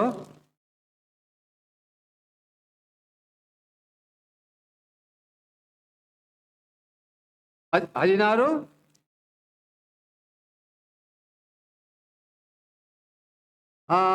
29 ಹೋದ್ರಿ. ಆಸನ ಆಳಿಕೆಯ 38ನೇ ವರ್ಷದಲ್ಲಿ ಒಮ್ರಿಯ ಮಗನಾದ ಆಹಾಬನು ಇಸ್ರಾಯೇಲರ ಅರಸನಾಗಿ ಸಮಾರ್ಯ ಪಟ್ಟಣದಲ್ಲಿ 22 ವರ್ಷ ಆಳಿದನು. ಇವನು ತನ್ನ ಪೂರ್ವಾಧಿಕಾರಿಗಳೆಲ್ಲರಿಗಿಂತಲೂ ದುಷ್ಟನಾಗಿ ಯೆಹೋವನ ದೃಷ್ಟಿಯಲ್ಲಿ ದ್ರೋಹಿಯಾದನು. ಇವನು ನೆಬಾಟನ ಮಗನಾದ ಯಾರೊಬ್ಬಾಮನ ಮಾರ್ಗದಲ್ಲಿ ನಡೆಯುವುದು ಅಲ್ಪ ಪಾಪವೆಂದು ತಿಳಿದವನೋ ಎಂಬಂತೆ ಚಿದೋನ್ಯರ ಅರಸನಾದ ಎತ್ಬಾಳನ ಮಗಳು ಈಜಬೇಲ್ ಎಂಬಾಕೆಯನ್ನು ಮದುವೆ ಮದುವೆ ಮಾಡಿಕೊಂಡ. ಯಾರು ಮದುವೆ ಮಾಡ್ಕೊಂಡಿದ್ದು? ಯಾರು? ಅಹಾಬ ಬಾಳ್ ದೇವರನ್ನು ಪೂಜಿಸತೊಡಗಿದನು. ಹಾ, ಬಾಳ್ ದೇವರಿಗೋಸ್ಕರ ಸಮಾರ್ಯದಲ್ಲಿ ಒಂದು ಗುಡಿ ಕಟ್ಟಿಸಿ. ನೋಡ್ರಿ, ಈಗ ಇವಳು ಏನ್ ಮಾಡ್ತಾಳೆ ನೋಡ್ರಿ. ಇವಳು ಇಜಬೇಲಳು, ಅವಳು ಬಾಳ್ ದೇವರನ್ನು ತೊಡಗಿರುವುದನ್ನು, ಬಾಳ್ ದೇವರಿಗೋಸ್ಕರ ಸಮಾರ್ಯದಲ್ಲಿ ಒಂದು ಎಂಥದ್ದು ಗುಡಿಯನ್ನು ಕಟ್ಟಿಸಿ, ಒಂದು ಗುಡಿ ಕೂಡ ಕಟ್ಟಿಬಿಟ್ಲಲ್ಲಿ. ಆಮೇಲೆ ಅದರಲ್ಲಿ ಯಜ್ಞವನ್ನ ಮಾಡೋಕ್ಕೆ ಶುರು ಮಾಡಿದ್ಲು. ಆಮೇಲೆ ಇದಲ್ಲದೆ ಅಶೇರ ವಿಗ್ರಹ ಸ್ತಂಭವನ್ನೂ ನಿಲ್ಲಿಸಿದಳು. ಅಶೇರ ವಿಗ್ರಹ ಸ್ತಂಭಗಳು ಸಾಮಾನ್ಯವಾಗಿ ನಾವು ಬೇರೆ ಕಡೆ ಎಲ್ಲರೂ ಹೋಗುವಾಗ ಈ ಅಶೇರ ಸ್ತಂಭಗಳು ಬೇಕಾದಷ್ಟಿದೆ. ನೂರಾರು ಸ್ತಂಭಗಳನ್ನು ನಾವು ನೋಡ್ತೇವೆ, ಕಲ್ಲಿನಲ್ಲಿ ಕೆತ್ತಿದಂಥ ವಿಗ್ರಹಗಳ ಸ್ತಂಭಗಳು. ಇವಳು ಏನು ಮಾಡಲಂತೆ, ಈ ಊರಿನೊಳಗೆಲ್ಲ ಈ ಅಶೇರ ಸ್ತಂಭಗಳನ್ನು ನಿಲ್ಲಿಸಿದಳು. ಆಮೇಲೆ ಹೀಗೆ ಇನ್ನು ಎಷ್ಟೋ ಕೆಟ್ಟ ಕೆಲಸಗಳನ್ನು ಮಾಡಿ ಮುಂಚೆ ಇದ್ದ ಎಲ್ಲ ಇಸ್ರಾಯೇಲ್ ರಾಜರಿಗಿಂತಲೂ ಹೆಚ್ಚಾಗಿ ಇಸ್ರಾಯೇಲ್ ದೇವರಾದ ಯೆಹೋವನನ್ನು ರೇಗಿಸಿಬಿಟ್ಟ ಇವನು. ಹಾಡುವೆಂದರೆ ಇವನ ಹೆಂಡತಿ ಭಯಂಕರವಾದಂಥ ಪಾಪ, ದೇವರನ್ನು ರೇಗಿಸುವಂಥ ಕೃತ್ಯಗಳನ್ನು ಅವನು ಮಾಡಿಬಿಟ್ಟ. ಇದರ ಕುರಿತಾಗಿ ನಾವು ನೋಡುವಾಗ ಅದಕ್ಕೆ ನಮ್ಮ ಕರ್ತನು ಈ ಸಭೆಗೆ ಬೆಂಕಿ ಉರಿಯಂತಿರುವ ಕಣ್ಣುಗಳನ್ನು ಆತನು ತೋರಿಸ್ತಾ ಇದ್ದಾನೆ. ತಾಮ್ರದಂತಿರುವಂಥ ಪಾದಗಳನ್ನು ಆತನು ಬರ್ತಾ ಇದ್ದಾನೆ, ಈ ಸಭೆಗೆ ಬರ್ತಾ ಇದ್ದಾನೆ. ಆಮೇಲೆ ಕ್ರಿಸ್ತನ ಬೆಂಕಿ ಉರಿಯಂತಿರುವ ಕಣ್ಣುಗಳು ಅಂದರೆ ಅರ್ಥವೇನೆಂದರೆ ಯಾವುದೇ ಅಡೆ ತಡೆ ಇಲ್ಲದೆ ಸಭೆಯೊಳಗಿರುವಂಥ ಎಲ್ಲ ಸಂಗತಿಗಳನ್ನು, ಎಲ್ಲ ಸೀಕ್ರೆಟ್ಗಳನ್ನು ನೇರವಾಗಿ ನೋಡುವಂಥ ಕಣ್ಣುಗಳು ಇದು. ಅಷ್ಟು ಮಾತ್ರವೇ ಅಲ್ಲ, ಸಭೆಯೊಳಗಿರುವಂಥ ಎಲ್ಲ ಪಾಪಗಳನ್ನು ನೋಡುವಂಥದ್ದು, ನೇರವಾಗಿ ನೋಡುವಂಥದ್ದು. ಕರ್ತನು ಒಂದು ವೇಳೆ ಅದೇ ಸ್ಥಿತಿಯಲ್ಲಿ ಇವತ್ತು ಬಂದು ಬಿಟ್ಟಿದ್ರೆ ನಮ್ಮ ಗತಿ ಏನಾಗ್ತಾ ಇತ್ತು ಗೊತ್ತಿಲ್ಲ. ಆದರೆ ದೇವರ ನಾಮಕ್ಕೆ ಸ್ತೋತ್ರವಾಗಲಿ. ಈಗ ಆತನು ಈ ಸ್ಥಿತಿಯಲ್ಲಿ ಆತನು ನಮ್ಮ ಸಭೆಗೆ ಬಂದಿಲ್ಲ. ಆದರೆ ಇಲ್ಲಿ ನಾವು ನೋಡ್ತೇವೆ, ಬೆಂಕಿ ಉರಿಯಂತಿರುವ ಕಣ್ಣುಗಳು, ಕ್ರಿಸ್ತನ ಬೆಂಕಿ ಉರಿಯಂತಿರುವ ಕಣ್ಣುಗಳಿಗೆ ಯಾವುದೇ ಅಡೆ ತಡೆ ಇಲ್ಲದೆ ಸಭೆಯೊಳಗಿರುವಂಥ ಎಲ್ಲ ಪಾಪಗಳು, ಎಲ್ಲ ದುಷ್ಟತನ, ಎಲ್ಲ ವಿಧವಾದಂಥ ಅನೀತಿ, ಎಲ್ಲ ವಿಧವಾದಂಥ ಅಕ್ರಮ, ಎಲ್ಲ ವಿಧವಾದಂಥ ದೋಷಗಳನ್ನು ಕರ್ತನು ನೇರವಾಗಿ ಸಭೆಯೊಳಗೆ ನೋಡ್ತಾ ಇದ್ದಾನೆ. ನೋಡುವಾಗ ಆತನ ಕಣ್ಣುಗಳು ಬೆಂಕಿ ಉರಿಯಂತೆ ಅದು ಉರಿತಾ ಇತ್ತು.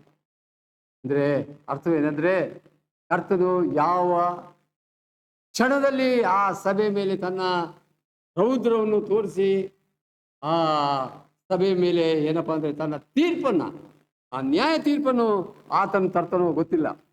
ಅಂಥ ಒಂದು ಪರಿಸ್ಥಿತಿಯಲ್ಲಿ ಇದ್ದಂಥ ಒಂದು ಸಭೆ ಇದಾಗಿತ್ತು. ಆಮೇಲೆ ಇಲ್ಲಿ ನಾವು ನೋಡ್ತೇವೆ ಏನಂತ ಹೇಳುವಾಗ, ಈ ತಾಮ್ರ ತಂತಿರುವಂಥ ಪಾದಗಳು ಅದು ಬೇರೆ ಎಲ್ಲ ಲೋಹಗಳಿಗಿಂತ ಬಹಳ ಕಠಿಣವಾದಂಥ, ಅಂದರೆ ಮೋಸ್ಟ್ ಏನಪ್ಪ ಅಂದರೆ ಹಾರ್ಡ್ ಮೆಟೀರಿಯಲ್ ಇದು, ಮೋಸ್ಟ್ ಹಾರ್ಡ್ ಮೆಟೀರಿಯಲ್ ಇದು. ಇದು ಏನು ಮಾಡ್ತದೆ ಅಂದರೆ, ಕರ್ತನು ಅಂಥ ಪಾದಗಳನ್ನು ಹೊಂದಿರುವಾಗ ಅದರ ಅರ್ಥ ಏನಂತ ಹೇಳುವಾಗ, ತನ್ನ ಕಾಲಿಗೆ ಸಿಕ್ಕಿದ ಎಲ್ಲ ವಿಷಯಗಳನ್ನು ಆತನು ತುಳಿದು ಹಾಕ್ಬಿಡ್ತಾನೆ, ಮುರಿದು ಹಾಕ್ಬಿಡ್ತಾನೆ. ಆತನ ಮುಂದೆ ಬೇರೆ ಯಾವ ಶಕ್ತಿಯೂ ಕೂಡ ನಿಲ್ಲುವುದಿಲ್ಲ. ಅದೆಲ್ಲ ಆತನು ಮುರಿದು ತುಳಿದು ತನ್ನ ರೌದ್ರವನ್ನು ತೋರಿಸುವಂತ ಕರ್ತನು ಆತನಾಗಿದ್ದಾನೆಂಬುದಾಗಿ ಇಲ್ಲಿ ಆತನು ತನ್ನನ್ನು ತೋರ್ಪಡಿಸಿಕೊಳ್ತಾ ಇದ್ದಾನೆ. ಕರ್ತನು ಎಷ್ಟೋ ಸಾರಿ ಕೃಪಾವರ್ತನು ಅಂತ ನಾವು ಹೇಳ್ತೇವೆ, ಮಾತನಾಡ್ತೇವೆ, ಪ್ರಾರ್ಥನೆ ಮಾಡ್ತಾ ಇರ್ತೇವೆ. ಒಳ್ಳೆಯವನು ನಿಜ, ಅಲ್ಲಿ ಯಾವ ವಿಧವಾದಂಥ ಸಂಶಯ ಇಲ್ಲ. ಕರ್ತನು ಒಳ್ಳೆಯವನು, ಕೃಪಾವರ್ತನು ಇವೆ. ಆದರೆ ಇದರ್ಥ ಏನಂತ ಹೇಳುವಾಗ, ವಿಶ್ವಾಸಿಗಳು ಪಾಪ ಮಾಡಿ ಅದನ್ನ ಕರ್ತನ ಮುಂದೆ ಯಥಾರ್ಥವಾಗಿ ಅರಿಕೆ ಮಾಡಿದಾಗ ಕರ್ತನನ್ನು ಕ್ಷಮಿಸ್ತಾನೆ. ಯಾವ ಸಂಶಯ ಇಲ್ಲ. ಯಥಾರ್ಥವಾಗಿ ಅರಿಕೆ ಮಾಡಿದರೆ ಕರ್ತನು ಕ್ಷಮಿಸ್ತಾನೆ. ಆದರೆ ಅರಿಕೆ ಮಾಡಿದ ಮೇಲೂ ಕೂಡ ನಾವು ಮೊದಲು ಮಾಡ್ತಾ ಇದ್ದಂಥ ಅದೇ ಪಾಪವನ್ನ ತಿರುಗಿ ಅದರಲ್ಲೇ ನಾವು ಮುಂದುವರಿಯುವುದಾದರೆ ಅದು ಇದ್ದುದು ಬಹಳ ಭಯಂಕರ. ಅದು ಕರ್ತನನ್ನು ಸಹಿಸೋದಿಲ್ಲ.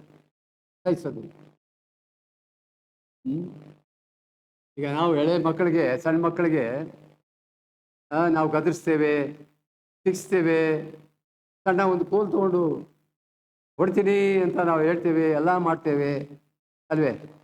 ಆದರೆ ಅದೇ ಮಗು ತಿರುಗಿ ಒಂದು ವೇಳೆ ತಂದೆ ತಾಯಿ ಹೇಳದೇ ಇರ್ತಕ್ಕಂಥ ಅನೇಕ ವಿಧವಾದ ತಪ್ಪುಗಳನ್ನು ಮಾಡುವಾಗ ಏನು ಮಾಡ್ತಾರೆ? ತಂದೆಯಾದಂಥವನು ಪಟ್ ಅಂತ ಹೊಡಿತಾನೆ, ಕೈಗೆ ಹೊಡೆದು ಗದರಿಸ್ತಾನೆ, ಹುಷಾರ್ ಅಂತ. ದೇವರು ಕೂಡ ಹಾಗೆ ಮಾಡ್ತಾನೆ. ಎಷ್ಟೋ ಸಾರಿ ದೇವರು ನಮಗೆ ಕೃಪೆ ಮೇಲೆ ಕೃಪೆಯನ್ನು ಕೊಡ್ತಾನೆ. ನಮ್ಮ ಪಾಪಗಳನ್ನು ಎಷ್ಟೋ ಸಾರಿ ಆತನು ಅದ್ರ ಮೇಲೆ ತೀರ್ಪು ಮಾಡದೆ ಅದನ್ನ ಮನ್ನಿಸ್ಕೊಂಡು ಕ್ಷಮಿಸ್ಕೊಂಡು ಆತನು ಬರ್ತಾ ಇದ್ದಾನೆ. ಆದರೆ ಅದೇ ಪಾಪಗಳನ್ನು ನಾವು ತಿರುಗಿ ಬೇಕೆಂದು ಮಾಡ್ತಾ ಬಂದರೆ ನಮ್ಮ ಜೀವಮಾನ ಬಹಳ ಕಠಿಣವಾದಂಥ ದೇವರ ತೀರ್ಪಿಗೆ ಅದು ಸಿಕ್ಕುವುದರಲ್ಲಿ ಯಾವುದೇ ವಿಧವಾದಂಥ ಸಂದೇಹ. ವಿಶ್ವಾಸಿಗಳು ದೇವರಿಗೆ ವಿರುದ್ಧವಾಗಿ ಬೇಕೆಂದು ಪಾಪ ಮಾಡಬಾರದು. ಬೇಕೆಂದು. ಅದಕ್ಕೆ ದಾವೀದ ಪ್ರಾರ್ಥನೆ ಮಾಡುವಾಗ ಈ ಮಾತನ್ನು ಆತನು ಉಚ್ಚರಿಸ್ತಾನೆ. ಏನು ಹೇಳ್ತಾನೆ? ದೇವರೇ, ನಾನು ಬೇಕೆಂದು ಪಾಪ ಮಾಡದಂತೆ ನನ್ನನ್ನು ಕಾಪಾಡುವಂತೆ. ಯಾಕೆಂದ್ರೆ ಈ ಬೇಕೆಂದು ಪಾಪ ಮಾಡುವಂತ ಪಾಪ, ಯಾಕೆಂದ್ರೆ ಈ ಹಳೆಯ ಪಾಪಗಳನ್ನ ನಾವೇನ್ ಮಾಡ್ತೀವಿ ಅಂದ್ರೆ ತಿರುಗಿ ಅಲ್ಲಿಗೆ ಹೋಗ್ತೇವೆ, ಅದನ್ನೇ ಕೆಣಕ್ತೇವೆ, ಅದನ್ನೇ ಅನುಸರಿಸ್ತೇವೆ, ಅದನ್ನೇ ಮಾಡ್ತೇವೆ, ಅದನ್ನೇ ಮಾಡ್ಕೊಂಡು ಮುಂದೆ ಹೋಗ್ತೇವೆ. ನಮಗೆ ಗೊತ್ತಿಲ್ಲದ ರೀತಿಯಲ್ಲಿ ನಾವು ಆ ಹಿಂದಿನ ಪಾಪಗಳನ್ನೇ ಮಾಡ್ಕೊಂಡು ಹೋಗ್ತೇವೆ. ಆದರೆ ಅದನ್ನು ದೇವರು ಸಹಿಸೋದಿಲ್ಲ. ದೇವರಿಗೆ ವಿರುದ್ಧವಾಗಿ ಬೇಕೆಂದು ಪಾಪ ಮಾಡದಂತೆ ನಾವು ಬಹಳವಾಗಿ ಎಚ್ಚರಿಕೆಯಾಗಿರ್ಬೇಕು. ಇವೆಲ್ಲ ಈ ಪಾಪಗಳೆಲ್ಲ ಏನಾಗ್ತದೆಪ್ಪ ಅಂದ್ರೆ ದೇವರನ್ನು ರೇಗಿಸ್ತದೆ, ದೇವರಿಗೆ ಕೋಪವನ್ನು ಉಂಟು ಮಾಡ್ತದೆ. ದೇವರು ನಮ್ಮ ಮೇಲೆ ತೀರ್ಪನ್ನು ತರುವಂತಹ ಒಂದು ಪರಿಸ್ಥಿತಿಗೆ ಇದು ನಮ್ಮನ್ನು ನಡೆಸುವಂಥದ್ದಾಗಿರ್ತದೆ. ದೇವರು ನಮ್ಮನ್ನು ಎಷ್ಟೋ ಸಾರಿ ಕರುಣೆ ತೋರಿಸಿದ್ದಾನೆ, ಕ್ಷಮೆ ತೋರಿಸಿದ್ದಾನೆ, ಪಾಪಗಳನ್ನು ಕ್ಷಮಿಸಿದ್ದಾನೆ, ನೀತಿ ಜೀವವನ್ನು ಕೊಟ್ಟಿದ್ದಾನೆ. ಆದರೂ ಕೂಡ ನಾವು ಎಷ್ಟೋ ಸಾರಿ ಮಾಡಬಾರ್ದ ತಪ್ಪುಗಳನ್ನೇ ಮಾಡ್ತೇವೆ. ದೇವರನ್ನು ರೇಗಿಸ್ತಾ ಹೋಗ್ತೇವೆ. ಹೋಗ್ಬಾರ್ದಂತ ಸ್ಥಳಗೆ ಹೋಗ್ತೇವೆ. ನಮ್ಮ ಕಾಲುಗಳು ಹೋಗ್ಬಾರ್ದ ಸ್ಥಳಗೆ ಎಷ್ಟು ಸಾರಿ ಬಲವಂತ ಮಾಡ್ತದೆ, ಎಳೀತದೆ. ಹೋಗ್ಬಾರ್ದಂತ ಸ್ಥಳಗಳಿಗೆ ಹೋಗ್ತದೆ. ಯಾವ ರೀತಿಯಲ್ಲಿ ಸಂಸೋನನ್ನು ಡೆಲೀಲ ಹತ್ರ ಹೋಗ್ತಾ ಇದ್ದ, ಹೋಗ್ತಲೇ ಇದ್ದ. ದೇವರು ಬಹಳ ಯಾವಾಗ ಎಚ್ಚರಿಸಿದ್ರು ಕೂಡ ಆತನು ಎಚ್ಚರಿಕೆ ತಗೊಳ್ಳಿಲ್ಲ. ಕಡೆಗೆ ನಾವು ನೋಡ್ತೇವೆ, ದೇವರ ಒಂದ ಮೇಲೆ ತೀರ್ಪನ್ನು ತಂದೇ ಬಿಟ್ಟ.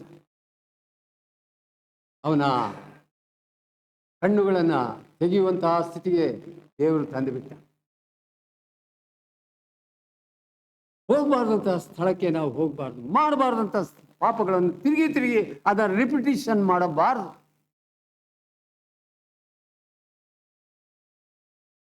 ಇದರಲ್ಲಿ ಬಹಳ ನಾವು ಎಚ್ಚರಿಕೆಯಾಗಿ ಇದು ನಡಿಬೇಕು. ಅದರಲ್ಲಿ ನಾವು ವಿಶ್ವಾಸಿಗಳಾಗಿದ್ದೇವೆ. ಹೌದು, ನಾವು ದೇವರು ನಮ್ಮ ಪಾಪಗಳನ್ನು ಕ್ಷಮಿಸಿದ್ದಾನೆ, ಅಲ್ಲಿ ಯಾವುದೇ ಒಂದು ಸಂದೇಹ ಇಲ್ಲ. ದೇವರು ನಮ್ಮನ್ನು ಕ್ಷಮಿಸುವಾಗ ಯಥಾರ್ಥವಾಗಿ ಕ್ಷಮಿಸಿಬಿಡ್ತಾನೆ. ಆದರೆ ನಾವೇನು ಮಾಡ್ತೇವೆ?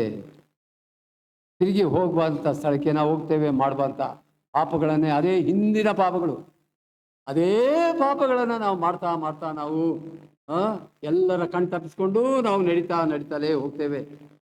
ಬಹಳ ಗಂಭೀರವಾದಂತಹ ಸಂಗತಿಗಳು. ಇಂತಹ ಸಂಗತಿಗಳು ನಮ್ಮ ಜೀವಿತದಲ್ಲಿ ಅದು ನಡೆಯುವುದಾದರೆ ನಾವು ಬಹಳ ಅಪಾಯದಲ್ಲಿ ನಾವು ಸಿಕ್ಕಾಕೊಳ್ತೇವೆ. ಇಬ್ರಿಯರಿಗೆ ಬರೆದ ಪತ್ರಿಕೆ 10ನೇ ಅಧ್ಯಾಯದಲ್ಲಿ ಒಂದು ಎಚ್ಚರಿಕೆಯ ಮಾತು. ಇಬ್ರಿಯರಿಗೆ ಬರೆದ ಪತ್ರಿಕೆ 10ನೇ ಅಧ್ಯಾಯ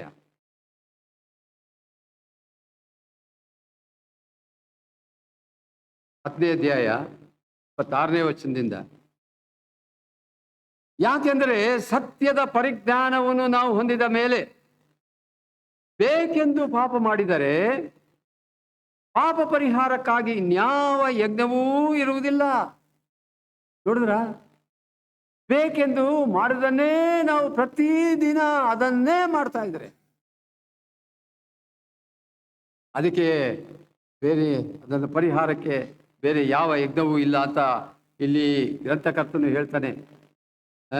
ಆಮೇಲೆ ಏನಿದೆ ಅದರ ಬದಲಾಗಿ ಏನಿದೆ? 27ನೇ ವಚನ, ಅತ್ಯಂತ ಭಯದಿಂದ ಎದುರು ನೋಡ್ತಕ್ಕ ನ್ಯಾಯ ತೀರ್ಪು, ದೇವರ ವಿರೋಧಿಗಳನ್ನು ದಹಿಸುವ ತೀಕ್ಷ್ಣವಾದಂಥ ಅಗ್ನಿಯು ಇವೇ ನಮ್ಮ ಮುಂದೆ ಇದೆ. ನಮ್ಮ ಮುಂದೆ ಏನಿದೆ ಅಂತೆ? ಅತ್ಯಂತ ಭಯದಿಂದ ಎದುರು ನೋಡ್ತಕ್ಕಂಥ ದೇವರ ನ್ಯಾಯ ತೀರ್ಪು, ದೇವರ ವಿರೋಧಿಗಳನ್ನು ದಹಿಸುವ ತೀಕ್ಷ್ಣವಾದಂಥ ಅಗ್ನಿ ಇವೇ ನಮ್ಮ ಮುಂದೆ ಇದೆ. ಎಷ್ಟು ಭಯಂಕರ, ಎಷ್ಟು ಭಯಂಕರ. ಮಾಡಬಾರ್ದನ್ನೇ ನಾವು ಮಾಡ್ತಾ ಹೋದ್ರೆ ನಾವು ದೇವರನ್ನು ರೇಗಿಸ್ತಲೇ ಹೋಗ್ತೇವೆ. ಇನ್ನು ನಾವು ದೇವರಿಗೆ ಮೆಚ್ಚುಗೆಯಾಗಿ ನಡೆಯುವಂಥವ್ರು ಅಲ್ಲವೇ ಅಲ್ಲ. ಆಮೇಲೆ ಇಲ್ಲಿ ನಾವು ನೋಡ್ತೇವೆ 28ನೇ ವಚನದಲ್ಲಿ, ಮೋಶೆ ವಿಧಿಗಳನ್ನು ಅಸಡ್ಡೆ ಮಾಡಿದವನಿಗೆ 2 ಇಲ್ಲವೇ 3 ಸಾಕ್ಷಿಗಳ ಮಾತಿನ ಮೇಲೆ ಕನಿಕರವಿಲ್ಲದೆ ಮರಣ ದಂಡನೆ ಆಗ್ತದೆ ಅಷ್ಟೇ. 29ನೇ ವಚನ ಬಹಳ ಸೀರಿಯಸ್ ಆಗಿದೆ ನೋಡ್ರಿ. ಆದ್ರೆ ಯಾವನು ದೇವ ಕುಮಾರನನ್ನು ತುಳಿದು, ಏನು ಇಲ್ಲಿ ಮಾತು? ತುಳಿದು, ಆದ್ರೆ ಮಾಡಬಾರ್ದನ್ನೇ ಮಾಡ್ತಾ ಅದಕ್ಕೆ ಈ ತುಳಿದು, ಕಾಲಿನಲ್ಲಿ ತುಳಿದು ಹೋಗ್ತೇವಲ್ಲ ನಾವು, ಅದಕ್ಕೆ ಇಲ್ಲಿ ಆ ಮಾತು ಪ್ರಯೋಗಿಸಲ್ಪಟ್ಟಿದೆ. ದೇವಕುಮಾರನನ್ನು ತುಳಿದು ಒಡಂಬಡಿಕೆಯನ್ನು ಸ್ಥಿರಪಡಿಸಿದಂಥ, ತನ್ನನ್ನು ಪವಿತ್ರ ಮಾಡಿದಂಥ ರಕ್ತವನ್ನು ಅಶುದ್ಧವೆಂದೆಣಿಸಿ ದೇವರ ಕೃಪಾವರವಾಗಿರುವ ಆತ್ಮನನ್ನು ತಿರಸ್ಕಾರ ಮಾಡಿದ್ದಾನೋ ಅವನು ಇನ್ನೂ ಎಷ್ಟೋ ಕ್ರೂರವಾದ ದಂಡನೆಗೆ ಪಾತ್ರನಾಗಬೇಕೆಂಬುದನ್ನು ಯೋಚಿಸಿರಿ. ನನ್ನ ಪ್ರಿಯ ಸಹೋದರ ಸಹೋದರಿ, ಕರ್ತನು ನಮ್ಮ ಪಾಪಗಳನ್ನು ನಾವು ಒಂದ್ಸಾರಿ ಪಶ್ಚಾತ್ತಾಪಪಟ್ಟು ಕರ್ತನ ಬಳಿಗೆ ನಾವು ಕ್ಷಮೆ ಯಾಚನೆ ಮಾಡಿದ ಕರ್ತನು ಯಥಾರ್ಥ ಮನಸ್ಸಿಂದ ಕ್ಷಮಿಸಿಬಿಡ್ತಾನೆ. ಆದರೆ ಮಾಡಿದಂತಹ ಪಾಪಗಳನ್ನು ತಿರುಗಿ ನಾವು ಮಾಡ್ತಲೇ ಹೋದರೆ ನಾವು ಕರ್ತನನ್ನ ರೇಗಿಸ್ತಲೇ ಹೋಗ್ತೇವೆ. ಆಮೇಲೆ ಆ ರಕ್ತವನ್ನು ಕೂಡ, ಕರ್ತನಾದ ಯೇಸು ಕ್ರಿಸ್ತನು ನಮ್ಮ ಪಾಪ ನಿವಾರಣೆಗಾಗಿ ಸುರಿಸಿದಂಥ ರಕ್ತವನ್ನೂ ಕೂಡ ಅಶುದ್ಧವೆಂದು ಎಣಿಸ್ಬಿಡ್ತೇವೆ. ಇದರ ಮೂಲಕವಾಗಿ ದೇವರ ವರವಾಗಿರುವ ಆತ್ಮನನ್ನು ತಿರಸ್ಕಾರ ಮಾಡಿಬಿಡ್ತೇವೆ. ದೇವರ ಆತ್ಮನನ್ನು ತಿರಸ್ಕಾರ ಮಾಡಿಬಿಡ್ತೇವೆ. ಅಂಥವನು ಇನ್ನೂ ಎಷ್ಟೋ ಕ್ರೂರವಾದ ದಂಡನೆಗೆ ಪಾತ್ರನಾಗಬೇಕೆಂಬುದನ್ನು ಯೋಚಿಸಿರಿ. ಬಹಳ ಗಂಭೀರವಾದಂಥ ವಿಷಯ ಇದು. ನನ್ನ ಪ್ರಿಯರೇ, ನಮ್ಮ ಕರ್ತನನ್ನು ಎಷ್ಟು ಮಟ್ಟಿಗೆ ನಾವು ರೇಗಿಸ್ತಾ ಇದ್ದೇವೆ. ನಾವು ಮಾಡಬಾರದಂಥ ತಪ್ಪುಗಳನ್ನು ತಿರುಗಿ ನಾವು ಮಾಡ್ತೇವೆ. ಮಾಡಬಾರದಂಥ ಅಶುದ್ಧವಾದಂಥ ಸಂಗತಿಗಳಿಗೆ ತಿರುಗಿ ಕೈ ಹಾಕ್ತೇವೆ. ನಮ್ಮ ಕುಟುಂಬಕ್ಕೆ ಅವಮಾನ ತರ್ತೇವೆ, ನಮ್ಮ ತಂದೆ ತಾಯಿಗಳಿಗೆ ಅವಮಾನ ತರ್ತೇವೆ, ಕಡೆಗೆ ನಮ್ಮ ಸಭೆಗೂ ಅವಮಾನ ತರ್ತೇವೆ, ಸಭಾ ಹಿರಿಯರಿಗೂ ಅವರಿಗೂ ಹೆಸರಿಗೂ ಅವಮಾನ ತಂದು ಬಿಡ್ತೇವೆ. ಆದ್ರಿಂದ ವಿಶ್ವಾಸಿಗಳು ತಮ್ಮ ಹಿಂದಿನ ಪಾಪಗಳು ತಿರುಗಿ ಅದನ್ನು ರಿಪಿಟೇಷನ್ ಮಾಡಲೇಬಾರದು. ಅದಕ್ಕೆ ಬೆಲೆ ಕಟ್ಟಬೇಕಾಗ್ತದೆ. ವಿಶ್ವಾಸಿಗಳು ದೇವರಿಗೆ ವಿರುದ್ಧವಾಗಿ ಬೇಕೆಂದು ಪಾಪ ಮಾಡದ ಹಾಗೆ ಬಹಳ ಎಚ್ಚರಿಕೆಯಾಗಿರಬೇಕು. ಅದರ ಮುಖಾಂತರವಾಗಿ ನಾವು ದೇವರನ್ನು ರೇಗಿಸಲಿಕ್ಕೆ ನಾವೆಂದಿಗೂ ಮುಂದುವರಿಯಬಾರದು. ಕ್ರಿಸ್ತನ ಕೃಪೆಯಿಂದ ಕೊಟ್ಟಿರುವಂತಹ ರಕ್ಷಣೆ, ಪಾಪ ಕ್ಷಮೆ, ನಿತ್ಯ ಜೀವ ಇದನ್ನು ನಾವು ಎಂದಿಗೂ ಹಗುರವಾಗಿ ನಾವು ಭಾವಿಸಬಾರದು. You should not take it very easy. ಪಾಪ ಕ್ಷಮೆಯನ್ನು ಎಂದಿಗೂ ಹಗುರವಾಗಿ ನಾವು ಭಾವಿಸಬಾರದು. ಅದನ್ನು ಒಂದು ವೇಳೆ ಹಾಗೆ ನಾವು ಮಾಡಿದರೆ ದೇವರ ಕ್ಷಮೆಯನ್ನ ನಾವು ನಮ್ಮ ಕಾಲುಗಳಿಂದ ಒದ್ದು ಮುಂದಕ್ಕೆ ಹೋಗ್ತೇವೆ. ಇದು ಬಹಳ ಬಹಳ ಭಯಂಕರ, ತೀಕ್ಷ್ಣವಾದದ್ದು. ದೇವರು ಕೃಪೆಯಿಂದ ಕೊಟ್ಟಂತ ಕ್ಷಮೆ ಬಹಳ ಅದ್ಭುತವಾದಂಥ ಕ್ಷಮೆ. ಅದಕ್ಕಾಗಿ ಆತನು ರಕ್ತವನ್ನು ಸುರಿಸಿ ನಮ್ಮನ್ನು ತನ್ನ ರಕ್ತದಿಂದ ತೊಳೆದು ಶುದ್ಧರನ್ನಾಗಿ ಮಾಡಿ, ದೇವರ ಮಕ್ಕಳನ್ನಾಗಿ ಮಾಡಿ, ಸಭಾ ಜನರನ್ನಾಗಿ ಮಾಡಿ, ನಮ್ಮ ಪಾಪಗಳನ್ನ ಪೂರ್ವಕ್ಕೂ ಪಶ್ಚಿಮಕ್ಕೆ ಎಷ್ಟು ದೂರ ಅಷ್ಟು ದೂರ ಬಿಸಾಡಿಬಿಟ್ಟು, ಇನ್ನೊಂದು ಮಾತಿನಲ್ಲಿ ನಾವು ಓದ್ತೇವೆ, ಇನ್ನೊಂದು ಕಡೆಯಲ್ಲಿ ನಮ್ಮ ಪಾಪಗಳನ್ನು ಆತನು ಸಮುದ್ರದ ತಳದಲ್ಲಿ ಹಾಕ್ಬಿಟ್ಟಿದ್ದಾನೆ, ಯಾರಿಗೂ ಸಿಕ್ಕದ ಹಾಗೆ ಮಾಡಿಬಿಟ್ಟಿದ್ದಾನೆ. ಆಮೇಲೆ ಇನ್ನೊಂದು ಮಾತಿನಲ್ಲಿ ನಾವು ಓದ್ತೇವೆ, ದೇವರು ಎಷ್ಟು ಕನಿಕರವುಳ್ಳಂತ ದೇವರು ಅಂದ್ರೆ, ನಮ್ಮ ಪಾಪಗಳನ್ನು ಆತನು ಏನಪ್ಪಾ ಅಂದ್ರೆ ಮರೆತು ಬಿಡ್ತಾನೆ. ಆತನಿಗೆ ಆ ಶಕ್ತಿ ಉಂಟು. ಇಂತಹ ದೇವರನ್ನ ನಾವು ಮಾಡಬಾರದ ತಪ್ಪುಗಳನ್ನ, ಪಾಪಗಳನ್ನ ತಿರುಗಿ ಮಾಡ್ತಾ ಹೋದ್ರೆ ದೇವರು ಏನ್ ಮಾಡ್ತಾನೆ? ಬಹಳ ಗಂಭೀರವಾದ ಸಂಗತಿ. ಕ್ರಿಸ್ತನ ರಕ್ತವನ್ನು ನಾವು ಅವಮಾನಿಸ್ತೇವೆ. ಕ್ರಿಸ್ತನು ಕೊಟ್ಟಂತ ಕ್ಷಮಾಪಣೆಯನ್ನು ನಾವು ಕಾಲಿನಲ್ಲಿ ಒದ್ದು ಬಿಡ್ತೇವೆ. ಬಹಳ ಗಂಭೀರವಾದಂತಹ ಸಂಗತಿ. ಆದ್ರಿಂದ ದೇವರ ವಾಕ್ಯ ಹೇಳ್ತದೆ, ಒಂದೆರಡು ವಚನ, ರೋಮಾಪುರದವರಿಗೆ ಬರೆದ ಪತ್ರಿಕೆ 6ನೇ ಅಧ್ಯಾಯ, ಅಲ್ಲಿ ಕೆಲವು ಮಾತುಗಳನ್ನ ಓದೋಣ. ಬಹಳ ನಮ್ಮ ಒಂದು ಎಚ್ಚರಿಕೆಗೋಸ್ಕರವಾಗಿ ರೋಮಾಪುರದವರಿಗೆ ಬರೆದ ಪತ್ರಿಕೆ 6ನೇ ಅಧ್ಯಾಯ 1ನೇ ವಚನದಿಂದ ನೋಡ್ರಿ. ಹಾಗಾದ್ರೆ ಏನು ಹೇಳೋಣ? ದೇವರ ಕೃಪೆ ಹೆಚ್ಚಲಿ ಎಂದು ನಾವು ಪಾಪದಲ್ಲಿ ಇನ್ನೂ ಇರಬೇಕೋ? ನೋಡಿ, ಇಲ್ಲಿ ಆತನು ಪ್ರಶ್ನೆ ಮಾಡ್ತಾ ಇದ್ದಾನೆ. ನಾವು ಪಾಪದಲ್ಲಿ ಇನ್ನೂ ಇರಬೇಕೋ? ಎಂದಿಗೂ ಇರಬಾರದು. ಪಾಪದ ಪಾಲಿಗೆ ಸತ್ತವರಾದ ನಾವು ಇನ್ನೂ ಅದರಲ್ಲಿ ಬದುಕುವುದು ಹೇಗೆ? ಕ್ರಿಸ್ತ ಯೇಸುವಿನಲ್ಲಿ ಸೇರುವುದಕ್ಕೆ ದೀಕ್ಷಾ ಸ್ನಾನ ಮಾಡಿಸಿಕೊಂಡವರಾದ ನಾವೆಲ್ಲರೂ ಆತನ ಮರಣದಲ್ಲಿ ಪಾಲುಗಾರರಾಗುವುದಕ್ಕೆ ದೀಕ್ಷಾ ಸ್ನಾನ ಮಾಡಿಸಿಕೊಂಡವೆಂದು ನಿಮಗೆ ತಿಳಿಯದೋ? ಹೀಗಿರಲಾಗಿ ನಾವು ದೀಕ್ಷಾ ಸ್ನಾನ ಮಾಡಿಸಿಕೊಂಡಾಗ ಆತನ ಮರಣದಲ್ಲಿ ಪಾಲುಗಾರರಾಗಿ ಆತನೊಂದಿಗೆ ಹೂಣಲ್ಪಟ್ಟೆವು. ಆದ್ದರಿಂದ ಕ್ರಿಸ್ತನು ಸತ್ತು ತಂದೆಯ ಮಹಿಮೆಯಿಂದ ಜೀವಿತನಾಗಿ ಎಬ್ಬಿಸಲ್ಪಟ್ಟಂತೆಯೇ ನಾವು ಕೂಡ ಜೀವದಿಂದ ಎದ್ದು ಹೊಸಬರಾಗಿ ನಡ್ಕೊಳ್ಬೇಕು. ಒಂದು ಸಾರಿಗೆ ಆಗಿ ಅಲ್ಲ, not for ones but every day. ಹೇಗೆ ನಡಿಬೇಕು? ಎವ್ರಿ ಡೇ ಹೊಸಬರಾಗಿ ನಡಿಬೇಕು. ಹೊಸಬರಾಗಿ ಪರಿಶುದ್ಧವಾದ ಮಾರ್ಗದಲ್ಲಿ ನಡಿಬೇಕು, ಯಥಾರ್ಥವಾದ ಮಾರ್ಗದಲ್ಲಿ ನಡಿಬೇಕು, ವಾಕ್ಯಾನುಸಾರವಾಗಿ ನಾವು ನಡಿಬೇಕು, ವಾಕ್ಯವನ್ನು ಪ್ರೀತಿಸುವಂಥವರಾಗಿರಬೇಕು, ಕರ್ತನನ್ನು ಯಥಾರ್ಥ ಹೃದಯದಿಂದ ಆರಾಧಿಸುವಂಥವರು ನಾವು ಆಗಿರಬೇಕು. ಇಲ್ಲಿ ಆತನು ಹೇಳ್ತಾ ಬರ್ತಾನೆ ಏನಂದ್ರೆ, ವಾಕ್ಯ ಹೀಗೆ ಹೇಳ್ತದೆ, 8ನೇ ವಚನ, ಇದಲ್ಲದೆ ನಾವು ಕ್ರಿಸ್ತನೊಡನೆ ಸತ್ತ ಪಕ್ಷದಲ್ಲಿ, ಅಂದ್ರೆ ಅರ್ಥವೇನಂದ್ರೆ, ನಮ್ಮನ್ನು ಬಾಧಿಸುವಂತ ಪಾಪಗಳಿದೆ, ಅನೇಕ ಪಾಪಗಳಿದೆ, ಯಾರಿಗೂ ಹೇಳ್ಕೊಳ್ಳಲ್ಲ ನಾವು. ಆದ್ರೆ ಆ ಪಾಪದಲ್ಲಿ ನಾವು ಮುಂದುವರಿಯಬಾರ್ದು. ಮತ್ತೆ ಆ ಪಾಪನ ಅದ್ರ ಮೇಲೆ ಜಯ ಹೊಂದೋದು ಹೇಗೆ ಅಂದ್ರೆ, ಆ ಪಾಪಕ್ಕೋಸ್ಕರವಾಗಿ ನಾವು ಸಾಯಬೇಕು. ಪಾಪ ಸಾಯುವುದಿಲ್ಲ, ನಾವು ಸಾಯಬೇಕು. ಪಾಪದ ಪಾಲಿಗೆ ನಾವು ಸಾಯಬೇಕು.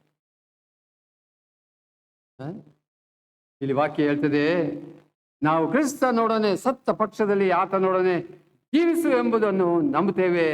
ಯಾಕೆಂದ್ರೆ ಕ್ರಿಸ್ತನು ಸತ್ತ ಮೇಲೆ ಜೀವಿತನಾಗಿ ಎದ್ದು ಬಂದದ್ದರಿಂದ ಆತನು ಇನ್ನು ಮುಂದೆ ಸಾಯತಕ್ಕವನಲ್ಲ. ಮರಣವು ಇನ್ನೂ ಆತನನ್ನು ಆಳುವುದಿಲ್ಲವೆಂದು ನಮಗೆ ತಿಳಿದಿದೆ. ಆತನು ಸತ್ತದ್ದು ಒಂದೇ ಸಾರಿ, ಅದು ಪಾಪದ ಪಾಲಿಗೆ. ಆತನು ಜೀವಿಸುವುದು ದೇವರಿಗಾಗಿಯೇ. ಅದೇ ಪ್ರಕಾರ ಈ ಎಚ್ಚರಿಕೆ ಇಲ್ಲಿ ಕೊಡ್ತಾನೆ.